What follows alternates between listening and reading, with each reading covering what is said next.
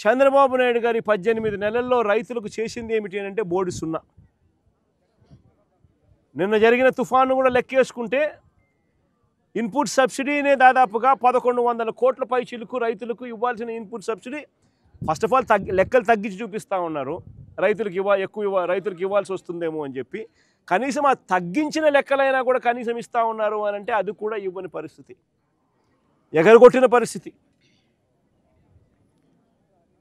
రైతులకు ఒక హక్కుగా ఇటువంటి విపత్కర పరిస్థితులు ఏదైనా వచ్చినప్పుడు, కరువులు వచ్చినా, వరదలు వచ్చినా, ఇంకొకటి వచ్చినా ఒకవైపున ఇన్పుట్ సబ్సిడీ ఇవ్వాల్సింది ఎగరగొడతా ఉన్నారు. సీజన్ ముగిసేలోగానే ఇవ్వాల్సిన ఇన్పుట్ సబ్సిడీని ఎగరగొడతా ఉన్నారు.